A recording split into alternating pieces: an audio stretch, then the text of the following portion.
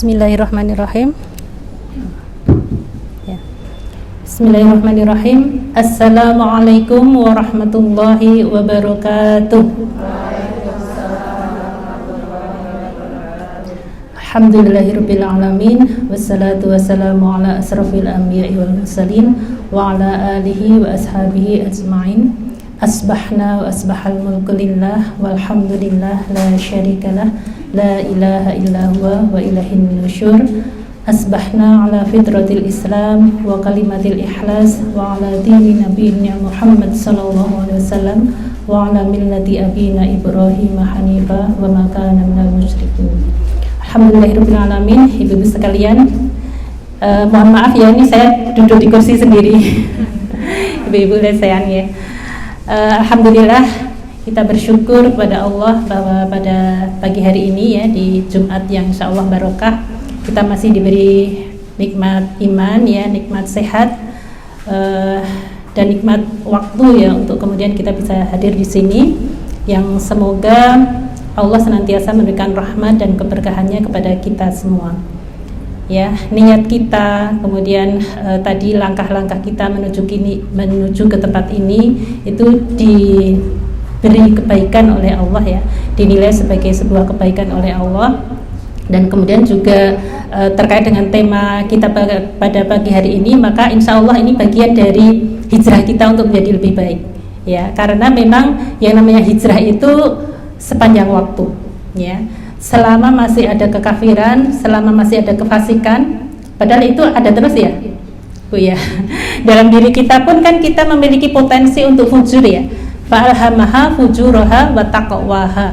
Jadi kita ini oleh Allah, semua manusia itu diberi ilham gitu ya, untuk bisa menuju ke jalan-jalan takwa atau jalan-jalan fujur ya, kemaksiatan ya, kedurhakaan dan segala macam perbuatan-perbuatan yang memunculkan dosa kepada kita.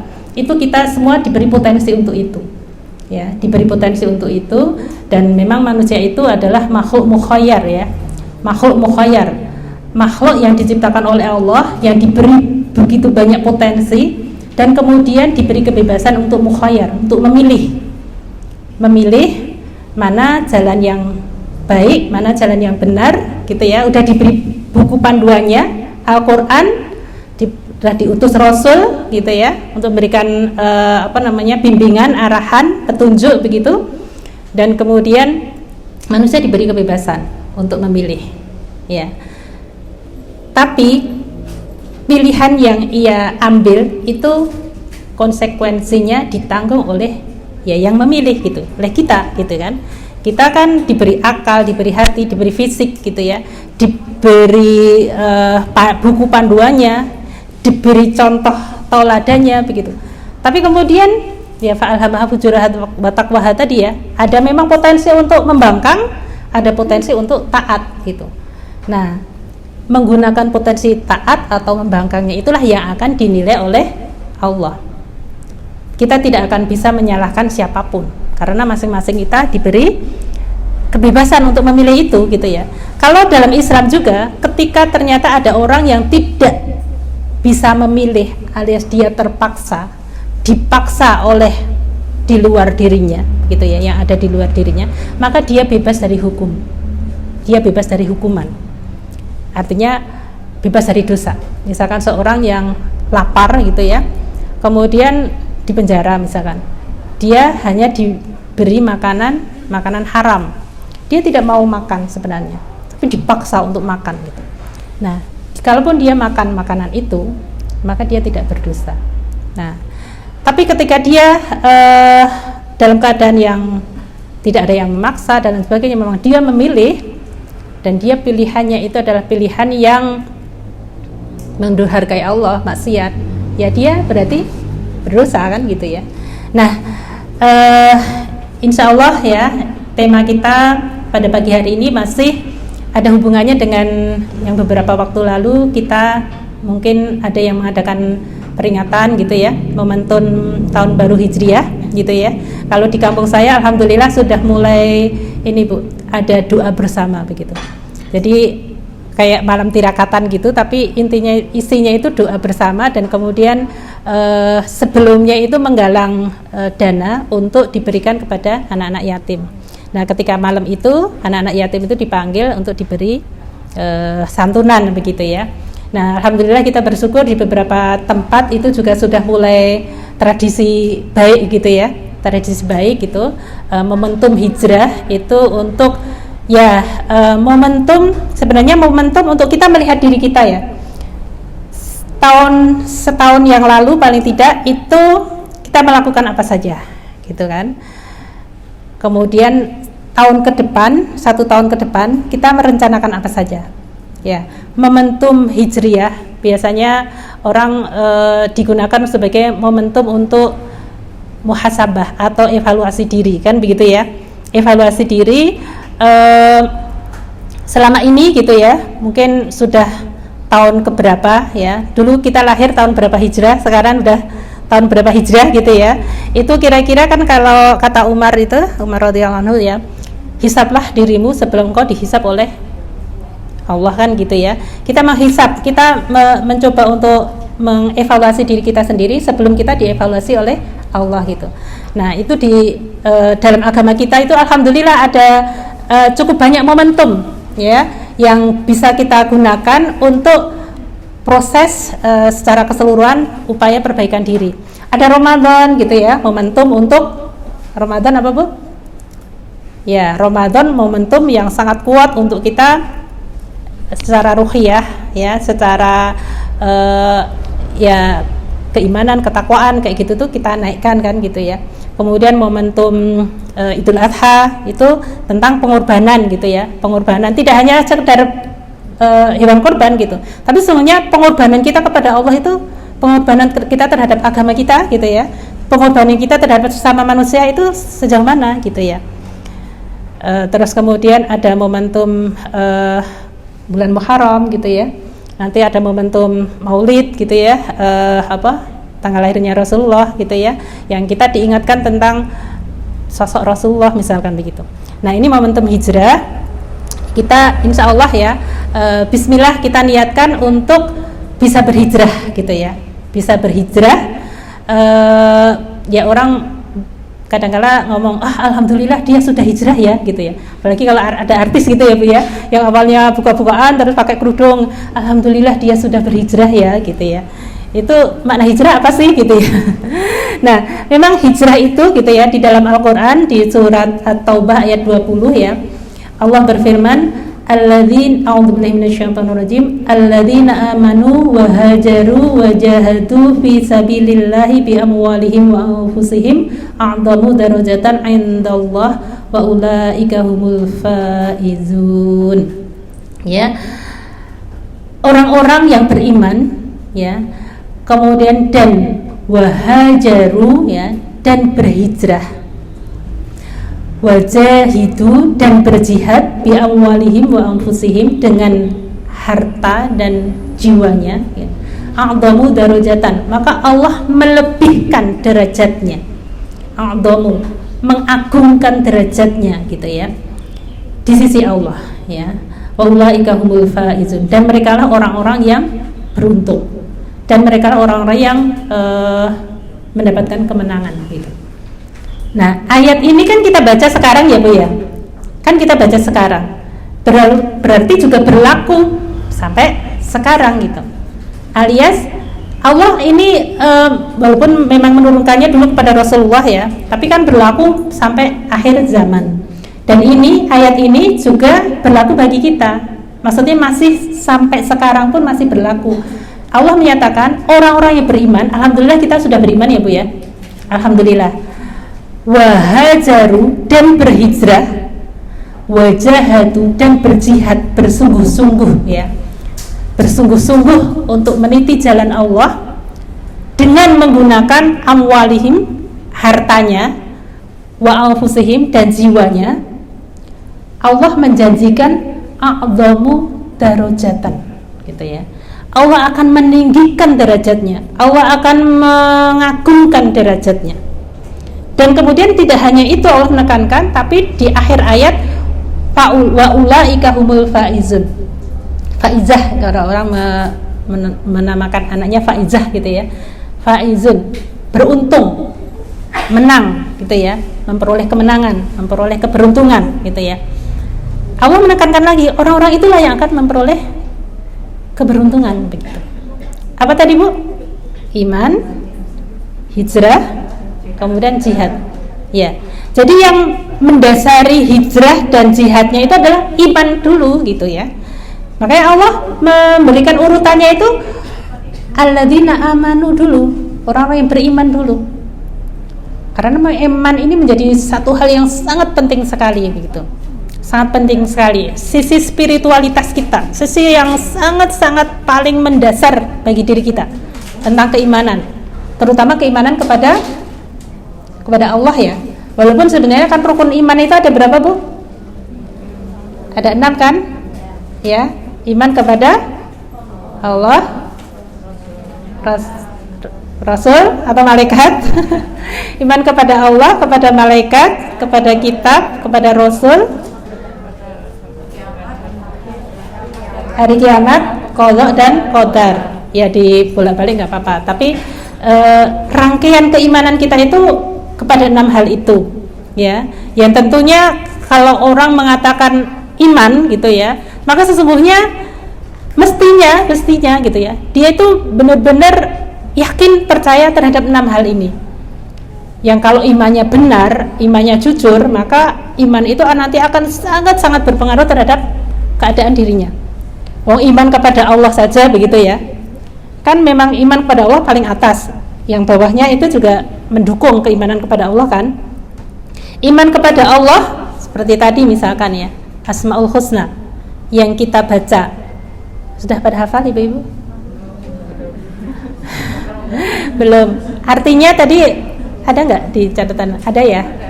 Nah, Masya Allah Bu, Allah telah menyuruh kita untuk berdoa dengan Asmaul Husna, dan Asmaul Husna itu dari 99 nama itu sudah memenuhi seluruh kebutuhan hidup kita, ya, kebutuhan psikologis kita. Perempuan itu ya kadang-kadang merasa lemah gitu kan, ya Allah ya Qawi ya Qawi ya Qawi. Kalau pas merasa lemah itu kita tinggal ambil namanya, ya Allah ya Qawi. Ada kan Qawi ya Allah yang kuat, yang menguatkan. Misalkan kita merasa, ih kok emosi ya, kok rasa sabar ya, ya sabur, ya sabur, ya sabur, Rabbana afrigh alaina sabra wa tawaffana muslimin. Misalkan doa yang ada dalam Al-Quran, Rabbana afrigh alaina sabra, ya Allah anugerahkanlah kepadaku kesabaran, misalkan begitu. Ya sabur gitu ya. Kalau rasanya hati sempit, pernah nggak Bu merasa hati sempit? Terus yang dibaca Asmaul Husnanya apa? Tadi? Ya wasi', ya wasi', ya wasi', ya Allah luaskanlah, ya Allah lapangkanlah hatiku. Ya wasi', luas kan? Oh maha luas karunianya gitu. Pas rasanya kita miskin gitu ya, ya Allah ya Razak ya Fattah ya Wahhab, ya Razak ya Fattah ya Wahhab, ya Razak ya Fattah ya Wahhab gitu ya. Melihat ada orang yang kaya, Allahu Ghaniyyu Mughni. Allah itu yang mengkayakan, Allah itu yang lebih kaya dan mengkayakan. Dia kekayaannya cuman saibrit untuk yang ada di muka bumi. Padahal Allah itu pemilik alam, pencipta alam semesta dan pemilik alam semesta. Bumi itu kan kecil sekali ya Bu ya, di antara planet yang lain. Kalau kita dulu pas SMA belajar kan galaksi Bima Sakti ya, milik kita. Itu kan bumi itu cuman planet yang kecil kan. Dia dengan Jupiter aja jauh banget, kalah kecilnya, dengan Pluto kalah kecilnya gitu kan, dengan matahari apalagi. Itu padahal cuman di galaksi kita. Kalau malam hari kita melihat bintang-bintang begitu banyak dengan kejauhan yang mungkin triliunan kilometer masih bisa kita lihat, kita nggak bayangin gedenya seberapa. Nah bumi itu tinggal cuman kecil sekali, milik Allah. Kalau orang kaya kadang-kala ya, kalau orang hanya berpikirin tentang bumi gitu, itu punya istilahnya punya istana, punya ini rumah mewah dan lain sebagainya kayak gitu, tuh udah merasa paling kaya gitu ya. Padahal kalau kita naik pesawat itu cuman saknil kecil kan gitu ya, dan itu pun di atas buminya Allah, miliknya Allah kan begitu. Allahu Ghaniyyu Mughni, Allah engkaulah yang kaya raya dan engkaulah yang mengkayakan. Dan yang paling enak ketika kita menyebut asma Allah, Allahu Ghaniyyu Mughni, Allah yang kaya dan mengkayakan, itu yang paling enak itu yang kita bayangkan Allah nanti akan memberikan kekayaan kepada kita itu lebih enak. Kaya apa, Bu? Kaya harta atau kaya hati? Kaya hati ya? Kaya hati, dua-duanya ya. Dua-duanya. Kaya harta dan kaya hati, tapi harta itu di bawah hati gitu ya. Jadi harta itu di genggaman tangan, bukan menguasai hati gitu loh maksudnya. Nah, seperti itu gitu ya. Itu Asmaul Husna. Kalau kemudian kita pas lagi dulu ada gempa itu ya, Bu ya. Pada gempa tuh pada takut kita. Kalau yang udah kenal Asmaul Husna, ya Allah ya antas salam, engkas salam, wa ilaika ya'udus salam, wa hayna rabbana bis salam, Allahu salam, Allahu salam, Allahu salam, ya mukmin, ya muhaimin, ya mukmin, ya muhaimin. Udah diterusin itu. Ya mukmin, artinya apa, Bu? Ya mukmin, yang memberikan keamanan. Kalau bukan mukmin iman bukan ya, tapi ini yang memberikan keamanan. Aman itu bahasa Arab ya sebenarnya itu. Aman itu bahasa Arab. Bahasa Indonesia yang dari bahasa Arab tuh banyak banget sebenarnya. Terus kemudian ya salam ya, yang memberikan keselamatan gitu ya. Pokoknya Asmaul Husna itu Masya Allah gitu. Kalau kita itu merasa lemah, kita merasa berdoa gitu, saya kadang-kadang berdoa gitu ya Allah, hamba tidak tahu dengan melalui jalan apa Engkau akan mengabulkan doa hamba. Tapi innaka ala kulli syai'in qadir, innaka ala kulli syai'in qadir, innaka ala kulli syai'in qadir. Soalnya Engkau maha kuasa atas segala sesuatu dan Engkau begitu baik, Engkau begitu pemurah, Engkau mengabulkan doa-doa.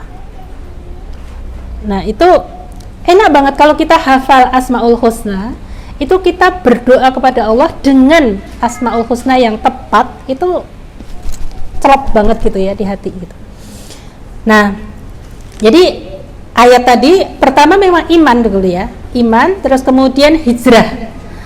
Dan barang siapa yang beriman dan kemudian berhijrah dan berjihad ya, berhijrah. Nah, memang kita diminta untuk senantiasa hijrah ya. Hijrah itu harus ada, terus kita harus niat untuk senantiasa berhijrah gitu ya, senantiasa berhijrah supaya kita masuk dalam golongan yang disebutkan Allah dalam ayat ini gitu. Mau nggak Ibu masuk dalam a'dhamu darajatan wa ulaika humul faizun? Mau kan? Nah, kita berusaha untuk senantiasa hijrah terus dalam setiap waktu ya. Ya, hijrah itu memang kalau kita mungkin ya dulu di pelajaran juga hijrah itu ya pindahnya Rasulullah dari Mekah ke Madinah gitu kan, itu kan hijrah ya. Nah, tapi juga kita dengar juga itu ya, dia sudah berhijrah, dulu nggak pakaiannya itu buka-bukaan, sekarang pakai kerudung, sekarang menutup aurat, itu juga hijrah. Memang hijrah itu ada dua makna, Bu ya. Hijrah makaniyah, yaitu hijrah tempat, dan hijrah maknawiyah, hijrah yang sifatnya jiwa ya, maknawiyah, jiwa ya, keadaan diri kita begitu ya. Hijrah itu ada dua makna itu gitu ya. Hijrah makaniyah perlu nggak? Kira-kira perlu nggak, Bu? Hijrah makaniyah untuk kita. Hijrah makaniyah itu ya nggak harus pindah kota gitu ya, kayak seperti Rasulullah pindah dari Mekah ke Madinah, enggak. Tapi kadang-kadang pindah tempat dari misalkan dulu pernah ada yang yang curhat lah gitu ya kepada saya begitu, bahwa dia ingin menikah gitu ya, ingin menikah dengan seorang laki-laki ya, seorang laki-laki yang laki-lakinya itu bilang ke dia, berjanji kalau nikah dengan dia akan tobat dan dia akan berharap istrinya itu nantilah yang akan mendukung untuk dia bisa berubah gitu ya. Terus saya nanya, Mbak, itu janji dia sebelum nikah ya, tapi janji dia itu diwujudkan dalam bentuk ikhtiarnya apa? Bilangnya gitu ya. Dia kerjanya di mana? dia kan katanya yang laki itu dulunya ya nakal lah kayak gitu ya, minum-minum dan lain sebagainya kayak gitu-gitu. Tapi katanya mau tobat kayak gitu. Nanti kalau nikah dengan kamu, aku akan benar-benar tobat dan aku berharap kamu menjadi bidadari penyelamatku lah, istilahnya begitu ya. Nah, laki-laki lagi seneng kan gitu ya.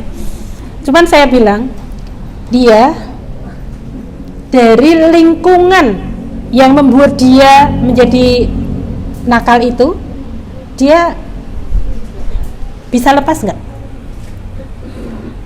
Karena memang lingkungan kerjanya itu, teman-teman kerjanya itu yang maksiat gitu, yang banyak maksiat gitu. Nggak usah saya sebutkan ininya ya, profesinya apa gitu ya. Tapi udah di situ pertama itu. Kemudian keluarganya gimana? Kita nikah itu tidak hanya sama laki-laki dia tok gitu, tapi keluarganya kayak gimana? Oh ya, saya tuh memberikan arahan pemikiran kepada si Mbak ini untuk jangan hanya terbuai dengan janji si laki-laki itu, tapi orang kalau mau berubah Mbak, itu dia perlu syarat untuk kemudian dia itu bisa terdukung perubahannya itu gitu. Lah teman-temannya aja nggak berubah, dia nggak mencabut diri dari lingkungan yang membuat dia nakal itu, lingkungan pekerjaannya juga masih ada di situ. Nanti yang bisa menggaransi dia berubah siapa? Hanya Mbak sendiri. Itu sangat lemah. Nah, artinya hijrah tempat itu sekarang tuh masih perlu gitu, ya, masih perlu gitu ya. Kayak misalkan ada, kan kita juga kalau misalkan mau, misalkan ya masih gadis gitu, mau menikah atau mungkin pindah kerja gitu kan, mau pindah kerja gitu. Kan banyak ya Bu sekarang ya, pindah lokasi tempat rumah kayak gitu tuh kan. Nah itu kan kita diminta untuk melihat lingkungan dulu kan gitu ya, karena memang lingkungan itu sangat-sangat berpengaruh pada kita, ya enggak? Sangat-sangat berpengaruh kepada kita gitu. Nah kita tetangga itu kayak gimana ya, kemudian juga apa namanya lokasinya gitu. Nah kalau misalkan memang kita mau pindah, itu termasuk bagian dari hijrah ya. Kalau kita niatkan sebagai bagian dari hijrah, maka pindah kita ke tempat yang baru itu, kita pastikan di situ insya Allah bagian dari upaya kita untuk memperbaiki kondisi kita lebih baik. Gitu loh. Jadi ketika kita pindah, niatkan benar bahwa kepindahan kita itu untuk mengkondisikan, untuk mengikhtiarkan kita menjadi terkondisi lebih baik ya, ibadahnya lebih baik, muamalahnya lebih baik dan lain sebagainya begitu. Itu namanya perpindahan tempat yang bisa dimasukkan dalam kategori hijrah gitu ya. Tapi kalau pindahnya itu benar-benar hanya tidak ada niatan aku pindah ke sana itu supaya aku lebih baik dalam hal keimanan, dalam hal ibadah, dalam hal ketaatan kepada Allah, maka kepindahan dia ke lokasi yang baru itu tidak bernama hijrah. Itu kalau kepindahan tempat ya, kepindahan tempat. Orang juga kadangkala tempat kerja yang enggak cocok misalkan begitu ya, pengen pindah tempat. Nah pastikan kepindahan tempat ke tempat kerja yang lain itu bagian dari hijrah, karena ketika pindah ke tempat yang lain itu kita dalam ikhtiar untuk kita menjadi lebih baik. Kan ada ya Bu tempat-tempat apa namanya usaha gitu yang memang udah teman-temannya nggak baik gitu kan, teman-temannya yang baik, terus yang model terutama masalah keuangan kayak gitu tuh model yang udah biasa apa namanya nggak jujur misalkan kayak gitu tuh. Nggak apa-apa pindah, cari tempat yang memang lebih baik. Itu pindah makania, pindah tempat gitu ya. Nah kemudian yang kedua, hijrah maknawiyah. Hijrah yang sifatnya maknawiyah, sifatnya ya diri kita gitu ya, kondisi diri kita, kondisi keadaan kita begitu. Maknawiyah itu sesungguhnya lebih kepada hal yang sifatnya sikap mental gitu ya, ruhiyah gitu ya, ruhiyah kita. Nah, ruh sebenarnya yang paling dominan paling penting dalam kehidupan kita itu apa tuh Bu? Yang paling penting dalam kehidupan kita itu apa Bu? Sehingga kita bisa beraktivitas, sehingga kita bisa ngapa-ngapain, itu apa? Apa Bu? Tadi saya sudah nyebutin ruh kan? Iya nggak? Ruh, iya kan? Wa yas'alunaka 'anir ruh kulir ruhu min amri rabbi, di surat Al-Isra. Dan mereka bertanya kepadamu tentang ruh. Katakanlah, ruh itu adalah urusan Tuhanku. Wa ma utitum minal ilmi illa qalila. Dan tidaklah aku Allah memberikan ilmu kepadamu itu kecuali sedikit saja. Nah, jadi yang paling penting pada diri kita itu kan ruh ya Bu ya. Ya kan? Kita bisa beraktivitas, kita bisa menikmati hidup ini, bisa makan enak, bisa membangun rumah yang bagus dan menikmati rumah itu gitu, karena ada ruh pada diri kita. Coba kalau ruh kita itu sudah tercerabut dari diri kita, tiba-tiba gitu ya, kesenggol truk, langsung jatuh, secara luaran nggak kelihatan kalau ada luka gitu ya, masih utuh gitu, tapi ternyata kebentur kepalanya, luka dalam, langsung meninggal gitu. Udah nggak ada apa-apanya kan jasad kita gitu. Dan roh itu seperti tadi, orang-orang bertanya tentang roh, jawablah, roh itu adalah urusan Tuhanmu. Roh inilah yang kemudian akan senantiasa mengadakan perjalanan dalam kehidupan kita, ya enggak? Kalau orang meninggal, orang, mohon maaf ya, mati gitu ya, itu kan orang disebutnya sebagai meninggal dunia. Apa? Meninggalkan dunia, karena ruhnya kembali ke melanjutkan perjalanan berikutnya, ya enggak Bu? Ya kan? Nah, ruh itulah gitu ya, ruh itulah yang merupakan unsur langit, ya kan? Unsur langit.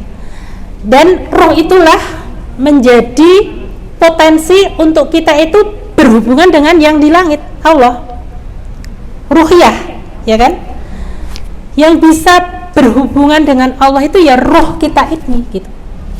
Nah, ketika ruh kita itu bisa mengadakan komunikasi yang baik dengan Allah, ya, bisa berhubungan, sinyalnya kuat dengan Allah, karena apa? Karena memang sering mengingat Allah, sering berkomunikasi kepada Allah, ya, dengan zikir, dengan sholat, dengan tilawah, dengan senantiasa ketika mau apa-apa kan dalam agama kita itu kita, alhamdulillah ya, senantiasa diingatkan untuk terus berhubungan dengan sang pemilik roh, karena yang memberikan kekuatan yang paling berpengaruh terhadap tubuh kita yang utama itu roh gitu ya. Nah, maka ketika roh itu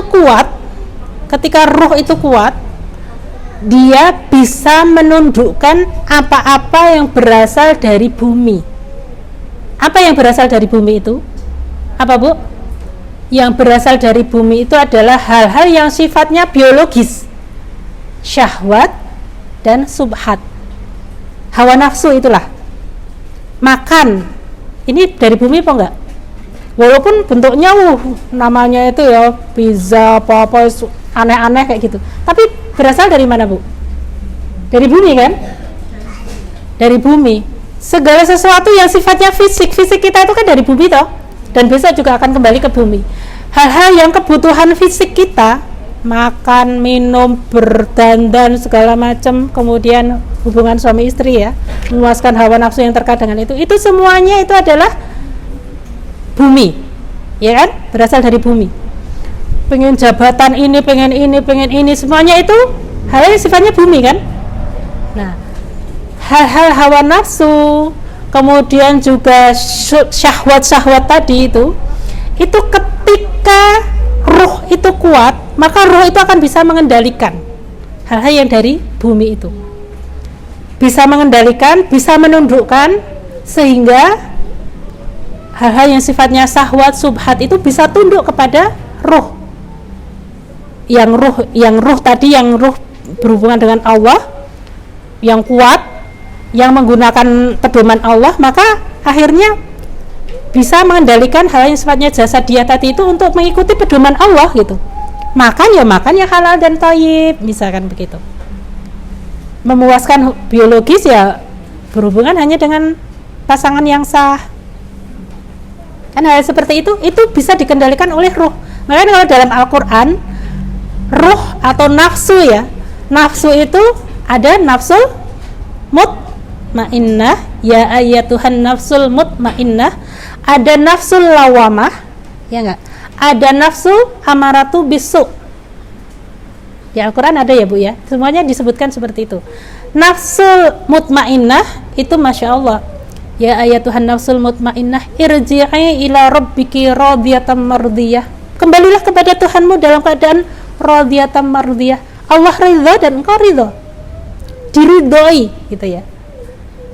Fadkhuli fi ibadi, masuklah ke dalam golongan hamba-hambaku. Fadkhuli jannati, masuklah ke dalam surgaku. Masya Allah, surga yang seluas langit dan bumi.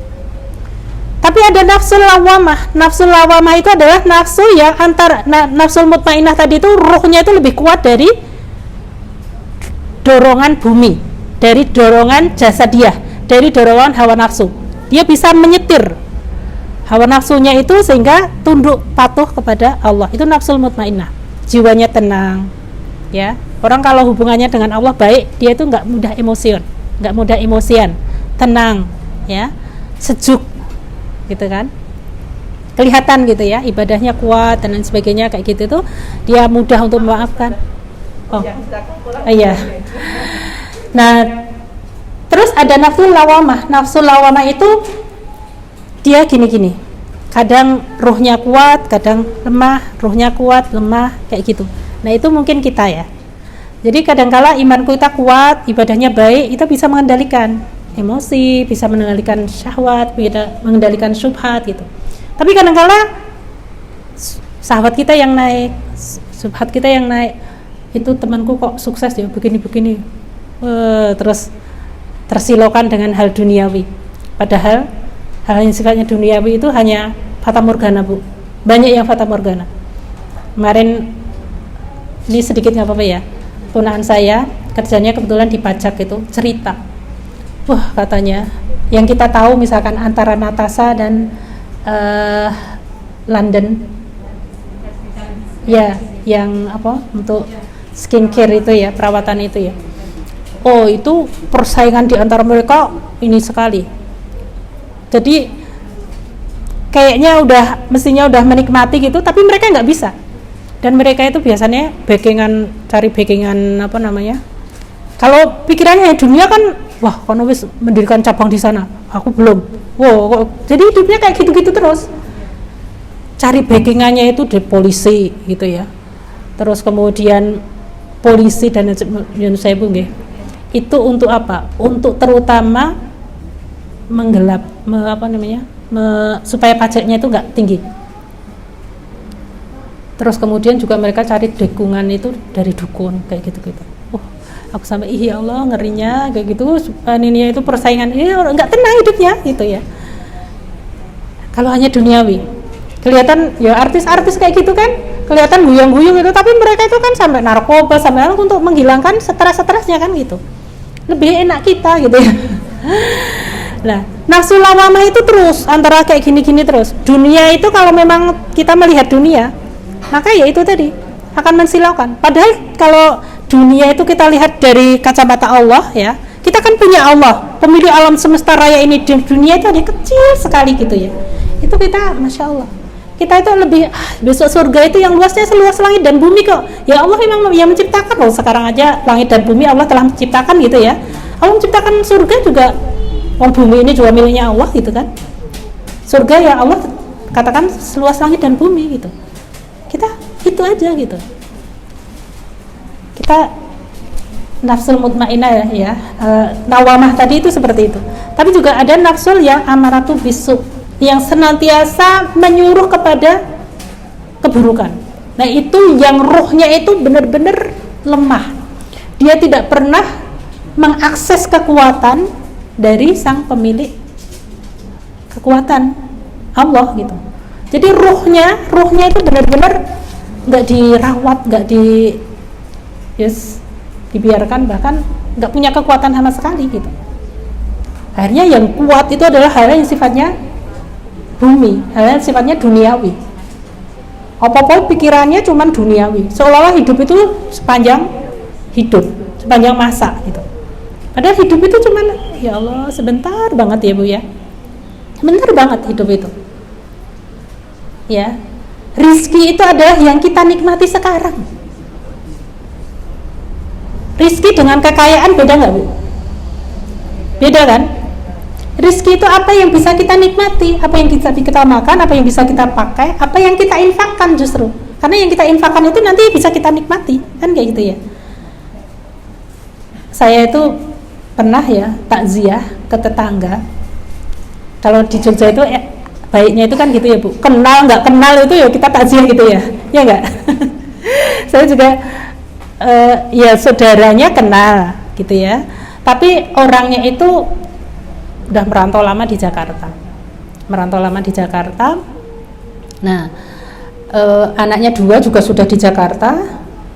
Tapi dia katanya sih besok kalau tua pengen pulang. Dia di Jogja itu udah bikin rumah, bikin kos-kosan kayak gitu ya. Rumahnya gede gitu. Bayar orang untuk bersihin dan lain sebagainya kayak gitu-gitu. Belum pensiun itu serangan jantung meninggal.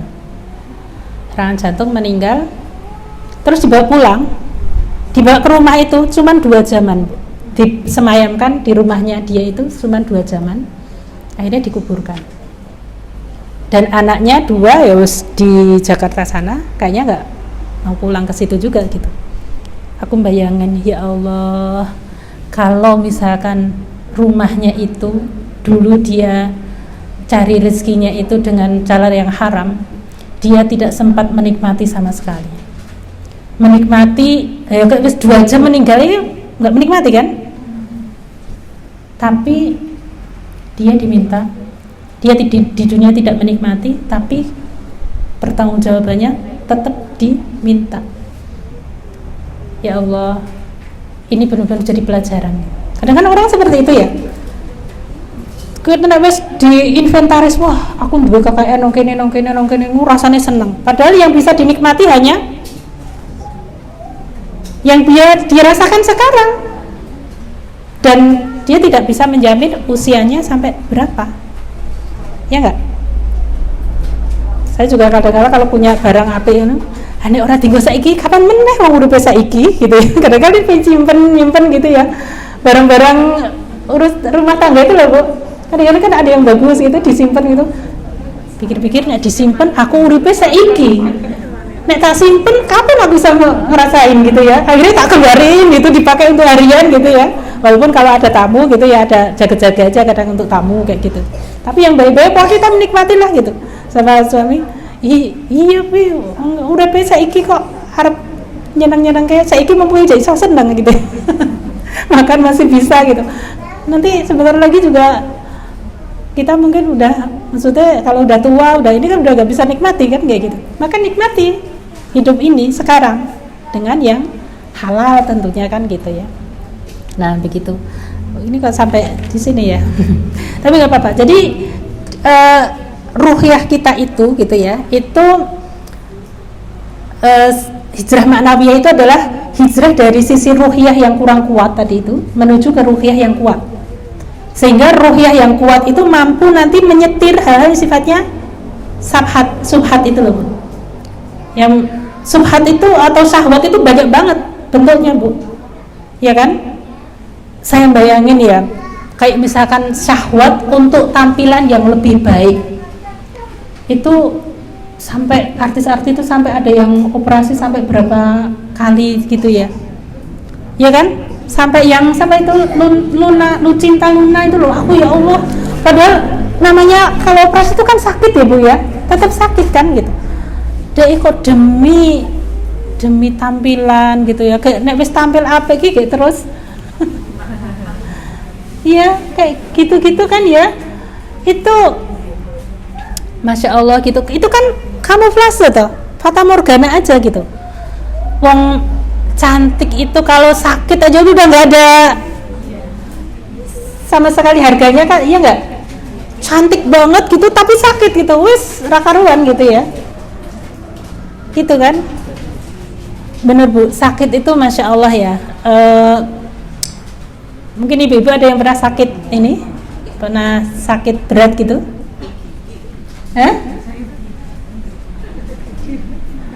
Mungkin saya sedikit cerita ya Bu ya.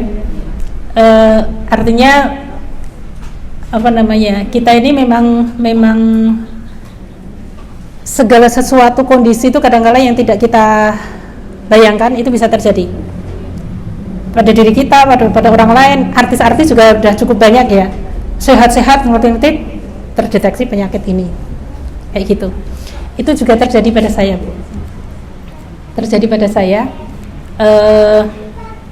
bulan Desember 2019. Mulai COVID itu 2020 ya, 2020 ya, berarti bulan November 2020 sudah COVID sih. November 2020 saya apa namanya mandi, saya sehat gitu ya, mandi tidak sengaja pas di payudara itu saya gerinjel gitu, pas gosok-gosok gitu menemukan benjolan di payudara saya. Terus saya searching kan di internet gitu ya tentang benjolan gitu. Ternyata ya pokoknya kalau saya memang harus segera jelas gitu ya. Saya langsung periksakan ke dokter karena kalau menurut saya itu adalah ikhtiar yang terukur gitu ya kan. Dan tidak terasa sakit dan lain sebagainya kayak gitu, tapi memang terasa benjolannya ada dan kelihatan tidak bergerak kayak gitu tuh. Singkat cerita, November saya kerasa, langsung saya periksakan, terus Desember tanggal 2 saya operasi pengambilan benjolan, dan benjolannya itu di laboratorium PA, patologi anatomi. Ternyata dokternya itu sampai kaget melihat PA saya itu. Bu, kaget. Saya juga rada kaget loh. Ganas nih Bu gitu.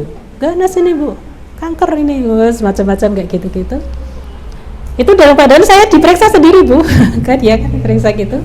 Terus gimana Dok? Itu udah operasi pertama. Terus harus operasi lagi. Kalau operasi lagi kapan? Besok gitu. Langsung besok gitu. Karena memang katanya dari hasil itu memang sangat ganas gitu ya. Ya udah, akhirnya saya manut ke suami juga second opinion. 5 teman dokternya itu mendukung semua. Tanggal 15 Desember operasi pertama tanggal 2, operasi kedua tanggal 15, saya diangkat payudara saya. Habis itu terus kemo.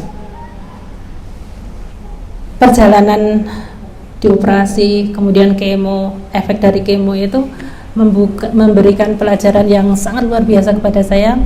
Ya Allah, betapa nikmat sehat itu sangat-sangat luar biasa. Alhamdulillah itu saya tulis dalam satu buku. Perjalanan sakit saya itu saya coba cari hikmahnya begitu. Itu saya tulis dalam satu buku. Dan alhamdulillah saya bersyukur saya masih diberi umur oleh Allah gitu ya. Dan ya ini menjadi pelajaran. Mungkin kapan-kapan saya bisa sharing ya Bu ya. dengan bukunya itu. Artinya kita itu kadang-kadang tidak tahu dengan apa yang terjadi, apa yang akan terjadi gitu ya. Nah, ketika kita kemudian terus mencoba untuk menguatkan ruhiyah kita kepada Allah gitu ya, maka insya Allah ruhiyah kita itulah yang akan memberikan kekuatan, akan memandu, akan benar-benar membuat hidup kita itu menjadi terasa hidupnya gitu. Nah, itu dengan hijrah maknawiyah. hijrah untuk menguatkan ruhiyah gitu loh. Gimana caranya menguatkan ruhiyah gitu ya? Nanti banyak sekali bentuknya. Karena yang namanya ruhiyah itu intinya semua hal yang merupakan bentuk ketaatan kepada Allah, yang itu kemudian juga terhubung kepada Allah, niat lillahi ta'ala, itu semuanya adalah penguatan ruhiyah. Ya. Dari yang awalnya penggunaan waktu santai-santai, tidak efektif, itu menjadi lebih yang efektif, menjadi lebih baik gitu loh. Walaupun agama kita itu sangat sesuai dengan fitrah, Bu. Sangat sesuai dengan fitrah. Kita piknik itu monggo. Tapi pikniknya itu, dalam piknik itu kita sekalian tadabbur alam ya. Kita ada muatan-muatan, tetap ruhiyahnya itu ada gitu loh, ya nggak? Ketika mau naik bis kita bismillah, baca doa dan niat refreshing, itu memang dalam agama kita itu sangat sesuai dengan fitrah kita. Kita pakai baju yang bagus itu boleh, tapi dengan niat untuk menutup aurat, tidak untuk show biar orang lain itu terus, maksudnya untuk kebanggaan diri gitu loh. Misalkan untuk kebanggaan diri membuat orang lain menjadi minder dengan kita. Enggak, bukan itu gitu. Kita makan enak boleh. Ya, makan enak, tapi enak yang thayyib, yang bergizi kan gitu ya. Dengan makanan yang bergizi itu kita bisa lebih sehat. Dengan keadaan sehat kita bisa lebih ibadah dengan baik gitu ya. Kita aktivitas menyambangi anak yatim, aktivitas sosial, aktivitas organisasi ini, tapi semuanya untuk kebaikan, kemanfaatan kan gitu ya. Kan misalkan dalam keadaan tampil yang baik, Allahu jamal yuhibbul jamil. Allah itu indah, menyukai yang indah. Ketika kita tampil baik itu kita ingat hadis itu, aku memang tampil indah itu untuk menyenangkan Allah. Allah aja suka keindahan, aku juga suka indah gitu ya. Ketika makan misalkan ya, ngambil secukupnya supaya tidak mubadir dimanapun gitu. Innallaha la yuhibbul mubadirin. Allah itu tidak suka untuk hal yang sifatnya mubadir. Kita ikutin itu misalkan. Ya.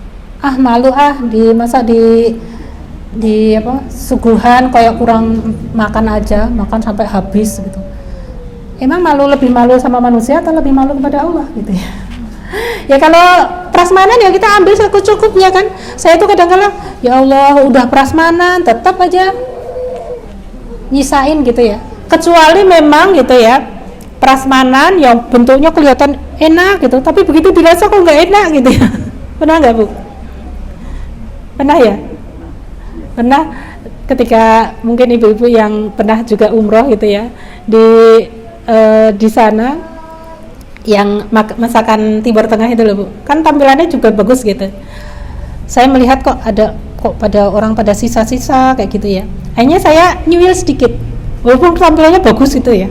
Nyuil sedikit rasanya memang benar-benar nggak masuk ke lidah kita gitu. Ya udah, akhirnya kita nggak makan. Kalau supaya tidak mubazir begitu, kalau di hal yang di tempat baru gitu ya. Walaupun tampilannya kelihatan indah, kelihatan menarik, tapi kita cuel dikit aja, kita icipin, kalau masuk ya udah kita baru ambil kan gitu, biar tidak mubazir misalkan. Nah itu tentang hijrah ma'nawiyah gitu ya. Sampai jam berapa Bu?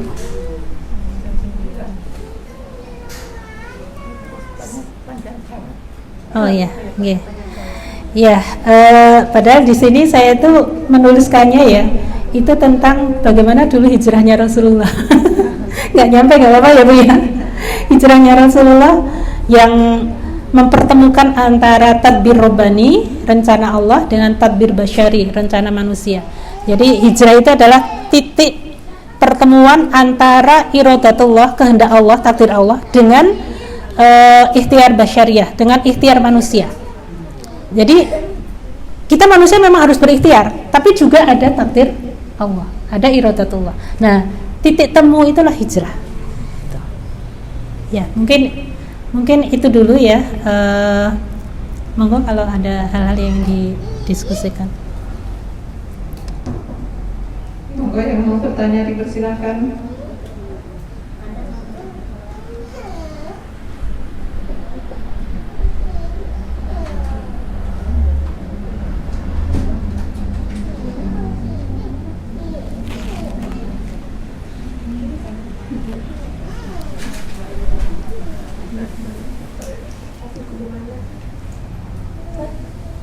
Assalamualaikum warahmatullahi wabarakatuh. Waalaikumsalam warahmatullahi wabarakatuh. Saya mau tanya yang terakhir ini tadi. Berarti intinya dari ikhtiar itu pertemuan antara kehendak Allah sama ikhtiar kita sebagai manusia, gitu ya? Iya. Iya. Assalamualaikum warahmatullahi wabarakatuh. Waalaikumsalam warahmatullahi wabarakatuh. Jadi kita ini gitu ya, manusia itu tadi itu ya makhluk mukhayyar, yang dia itu bebas memilih dan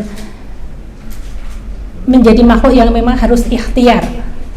Ikhtiar itu dari khiyari, dari memilih. Jadi ikhtiar itu sebenarnya kita memilih untuk lebih baik, sehingga kita harus mengusahakan usaha. Kan ikhtiar itu begitu ya. Dari khiyaro itu apa? Jadi pilihan, memilih gitu. Ikhtiar itu kita memilih untuk yang cocok dengan kita, sehingga kita perlu usaha untuk mendapatkan yang cocok dengan kita itu gitu. Itu ikhtiar. Jadi kita hijrah itu dari sisi ikhtiar manusiawinya harus maksimal, walaupun kemudian ada takdir Allah tetap berlaku, begitu loh. Takdir Allah tetap ada. Contohnya misalkan ya, kalau orang di jalan itu udah ikhtiar di pinggir jalan gitu ya, naik motor pelan-pelan gitu, udah di pinggir jalan, itu kan ikhtiar supaya selamat, ya enggak? Tapi tiba-tiba takdir Allah berlaku padanya, ada orang naik mobil ngantuk nabrak, itu kan banyak terjadi ya. Dia sudah ikhtiar untuk selamat, tapi ya takdir Allah, kemudian dia menjadi korban kecelakaan. Nah itu mungkin terjadi kan Mbak ya, mungkin terjadi begitu. Tapi Allah itu kan tidak pernah melihat atau menilai dari hasil. Ya Allah lihat itu kan prosesnya. Ya Allah lihat itu perjalanan menuju ke hasil itu. Insya Allah kalau perjalanannya itu udah ikhtiar maksimal, usaha maksimal, itu apapun hasilnya itu Allah akan beri nilai baik, gitu. Ya enggak? Apapun hasilnya akan Allah beri nilai baik, gitu. Nah, mungkin memang untuk menggambarkan pertemuan titik ini, gitu ya, antara iradatullah, kehendak Allah, takdir Allah dengan ikhtiar manusia, itu contoh dari hijrahnya Rasulullah itu. Jadi Rasulullah ketika berdakwah di Mekah itu kan penolakan ya, ancaman, teror dari orang-orang kafir Quraisy kan sedemikian luar biasa ya, sampai dilempari dengan kotoran, diludahi, dibilang gila, dibilang kena sihir. Kita kira-kira dibandingkan Rasulullah seberapanya, Bu? Kita dibilang kayak gini pimpinan majelis taklim Azizah ya, kayak wong stres kok, kira-kira gimana? Padahal Rasulullah itu udah dibilang gila, bilang kena sihir, udah diludahin, ditimpukin, diboikot dari sisi pangan, Masya Allah kan gitu ya. Sampai kemudian terakhir itu kan direncanakan dibunuh, gitu kan? Rencanakan Rasulullah mau dibunuh, gitu kan? Nah, tapi Rasulullah ketika melihat kondisi Mekah seperti itu Rasulullah mencoba untuk berdakwah keluar. Jadi di tahun 11 kenabian, ya, di musim haji itu kan dulu juga sebelum Rasulullah kan juga Mekah itu pada datang ke Ka'bah itu ya, ke Ka'bah itu gitu pada haji Haji kan memang ada sejak zaman Nabi Ibrahim kan gitu ya. Nah, datanglah orang-orang Madinah. Orang-orang Madinah itu memang dikenal hatinya itu relatif lebih lembut gitulah istilahnya gitu. Maka Rasulullah mendakwai orang-orang Madinah yang datang ke Mekah dalam rangka haji itu tahun ke-11 kenabian. Nah, dari dakwah yang tahun ke-11 itu masuklah Islam 6 orang. Nah, 6 orang itu terus kemudian pulang kan. Waktu itu namanya masih Yasrib ya. Nah, di Madinah mereka dengan bekal sedikit dakwah dari Rasulullah tadi, mereka itu nularke ke saudaranya yang lain. Sampai kemudian tahun ke-12 Hijriah itu datang ke Mekah naik haji itu sudah ada 12 orang yang muslim. Ketemu Rasulullah diam-diam gitu. Nah, terus karena ternyata di Madinah ada peluang tuh ya, malah diterima kayak gitu tuh, maka Rasulullah mengutus sahabatnya yang ganteng, cerdas, pintar berkomunikasi. Siapa namanya, Bu? Mus'ab bin Umair gitu ya. Itu untuk ke Madinah, ke Yasrib, berdakwah di sana.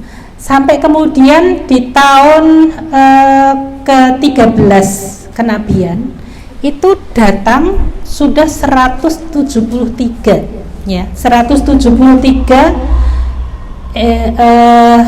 itu bukan 100 ya, 73, enggak ada 100-nya. 73 yang laki-laki, 2 yang perempuan. Kemudian terjadilah bai'ah Aqabah, perjanjian dengan Rasulullah bahwa mereka akan mendukung Rasulullah kayak gitu itu. Nah, setelah di Madinah, di Yasrib itu sudah ada banyak orang kan yang masuk Islam, maka sahabat-sahabat Rasulullah yang di Mekah yang disiksa dan lain sebagainya itu disuruh untuk diam-diam hijrah ke Yasrib.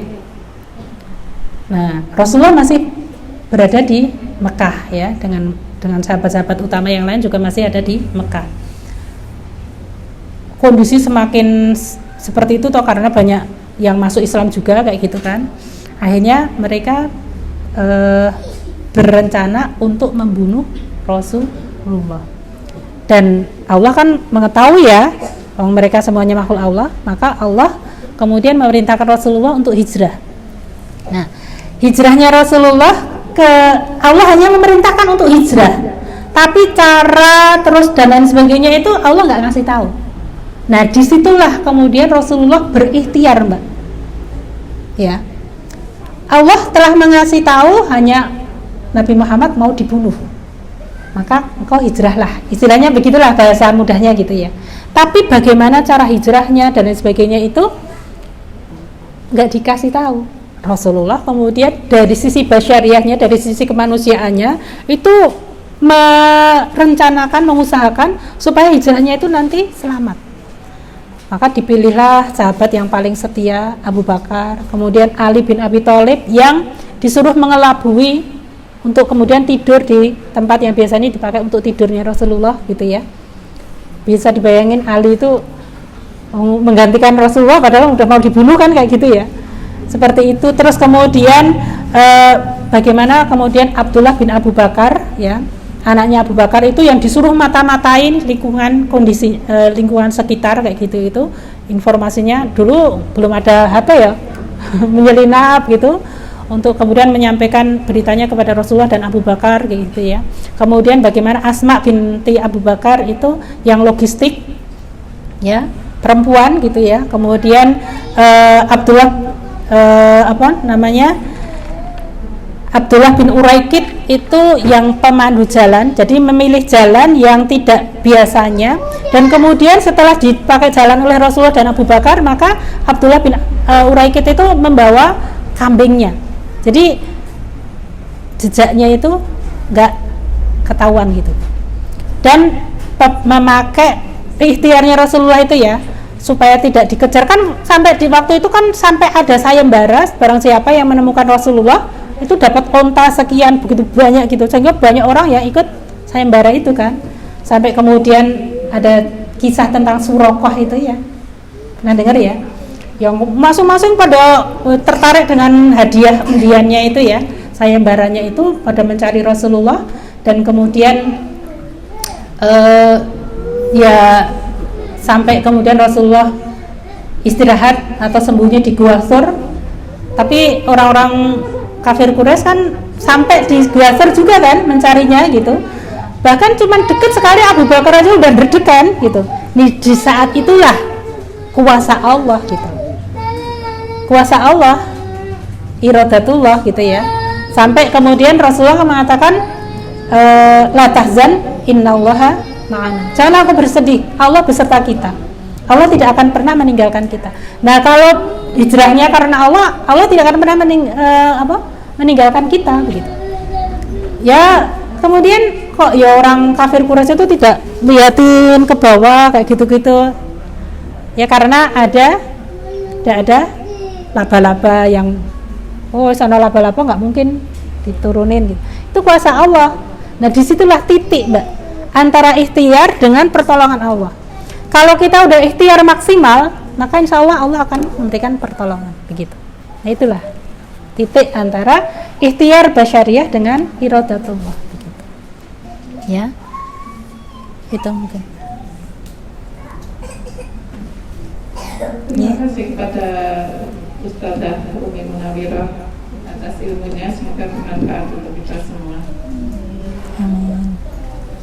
Acara selanjutnya itu doa Ustazah. Oh iya, iya.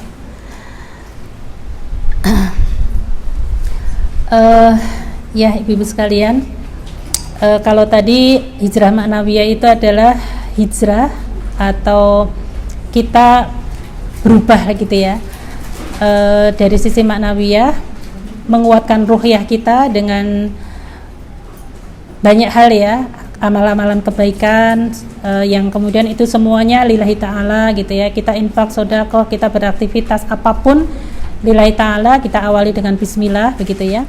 Dan salah satu yang menjadi penguat ruh yang paling bagus itu adalah dengan berdoa. Karena berdoa ini kita langsung menghadap Allah ya. Dan bersyukurnya kita sebagai orang muslim mukmin ini ya, kita itu tidak perlu sarana apapun, tidak perlu wasilah istilahnya ya, apapun, tapi kita bisa langsung menghadap Allah, kita langsung berkomunikasi kepada Allah ya.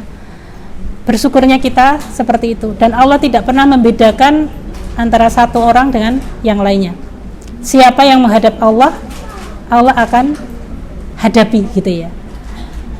Allah akan mendengarkan semua orang yang berdoa, dan kita tidak perlu iri kepada orang lain yang sedang berdoa kepada Allah, karena kekayaan Allah, keagungan Allah, kemuliaan Allah itu jauh lebih banyak dari, kalaupun semua manusia diberi kemuliaan, kekayaan oleh Allah itu, stok kekayaan Allah itu masih banyak gitu loh.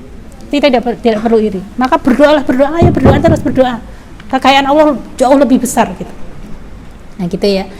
Kemudian doa yang paling baik, mohon maaf ini pengantar doa dulu Ibu.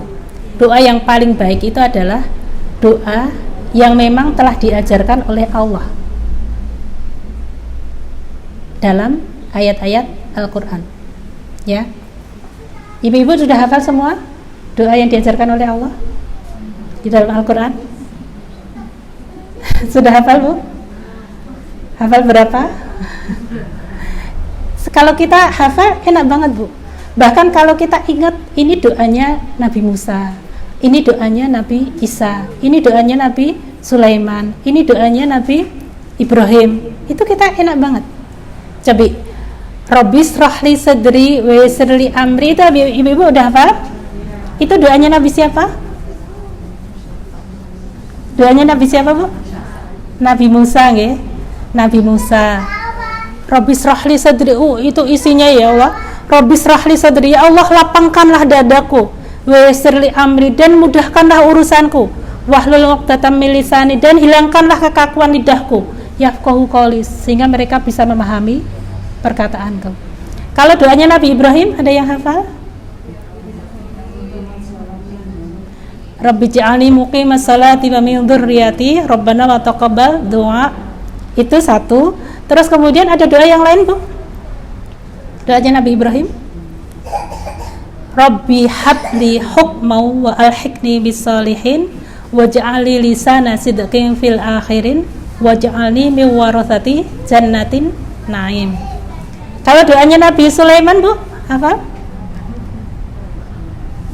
Ketika ketemu dengan semut-semut itu, ya, kisahnya Nabi Sulaiman, doanya ya, Rabbi auzi'ni an ashkura ni'matakallati an'amta alayya wa ala walidayya wa an a'mala salihan tardahu wa adkhilni birahmatika fi ibadika salihin. Doanya Nabi Adam, Rabbana dhalamna anfusana wa illam taghfir lana wa tarhamna lanakunanna minal khasirin. Itu doanya Nabi Adam. Jadi ada doa yang ada di dalam Al-Qur'an. Itu kalau kita baca isinya itu bagus-bagus, sudah terpenuhi rasanya itu seluruh kebutuhan hidup kita, Bu. Termasuk doa sapu jagat itu di surat apa, Bu? Masih ingat? Ada yang ingat? Doa sapu jagat gimana? Rabbana atina fid dunya hasanah, ada di surat Al-Baqarah nggih. Di surat Al-Baqarah. Nah, maka ketika saya memimpin doa ini, saya ingin memimpin doa melalui ayat-ayat yang melalui apa yang telah diajarkan oleh Allah dalam Al-Qur'an. Doa yang paling baik yang ada di dalam Al-Qur'an, kemudian yang diajarkan oleh Rasulullah, ya. Kemudian yang pernah dibaca oleh para ulama, dan kemudian bahasa kita sendiri sesuai dengan keinginan kita, ya. Kita awali dengan Al-Fatihah. A'udzubillahi minasyaitonirrajim. Bismillahirrahmanirrahim. Alhamdulillahi rabbil alamin arrahmanirrahim maliki yaumiddin iyyaka na'budu wa iyyaka nasta'in ihdinas siratal mustaqim siratal ladzina an'amta 'alaihim ghairil maghdubi 'alaihim waladdallin. Amin. Bismillahirrahmanirrahim. Alhamdulillahirabbil alamin. Bismillahirrahmanirrahim. Allahumma inni as'aluka bi inni asyhadu annaka antallah la ilaha illa anta al-ahad as-samad alladzi lam yalid wa lam yulad wa lam yakul lahu kufuwan ahad. Ya Allah ya Rahman ya Rahim ya Manan badi'us samawati wal ardil jalali wal ikram dzul arsyil azim dzul arsyil karim. Rabbana la tuzigh qulubana ba'da idh hadaitana wa hab lana min ladunka rahmah innaka antal wahhab. Rabbana atina min ladunka rahmatan wa hayyi' lana min amrina rasyada. Rabbana dhalamna anfusana wa illam taghfir lana wa tarhamna lanakunanna minal khasirin. Rabbana atmim lana nurana waghfir lana innaka ala kulli syai'in qadir. Rabbana hab lana min azwajina wa dhurriyyatina qurrata a'yun waj'alna lil muttaqina imama. Rabbana innaka man tudkhilin nar faqad ahzaitah wa ma lidh-dhalimin min ansar. Rabbana innana sami'na munadiyan yunadi lil imani an aminu bi rabbikum fa amanna. Rabbana faghfir lana dhunubana wa kaffir 'anna sayyi'atina wa tawaffana ma'al abrar. Rabbana wa atina ma wa'adtana 'ala rasulika wa la tuhzina yawmal qiyamah innaka la tukhliful mi'ad. Rabbana amanna bima anzalta wattaba'na ar-rasul faktubna ma'asy syahidin. Rabbana ighfir lana dhunubana wa israfana fi amrina wa tsabbit aqdamana wansurna 'alal qaumil kafirin. Rabbana ighfir lana wa li ikhwanina alladhina sabaquna bil iman wa la taj'al fi qulubina ghillan lil ladzina amanu. Rabbana innaka ra'ufur rahim. Rabbana la tu'akhidna in nasina aw akhtana. Rabbana wa la tahmil 'alaina isran kama hamaltahu 'alal ladzina min qablina. Rabbana wa la tuhammilna ma la taqata lana bih wa'fu 'anna waghfir lana warhamna anta maulana fansurna 'alal qaumil kafirin. Rabbana atina fid dunya hasanah وفي الآخرة حسنة وقنا عذاب النار وصلى الله على سيدنا محمد عبدك رسولك النبي الأمي وعلى آله وأصحابه أجمعين سبحان ربك رب العزة عما يصفون وسلام على المرسلين والحمد لله رب العالمين.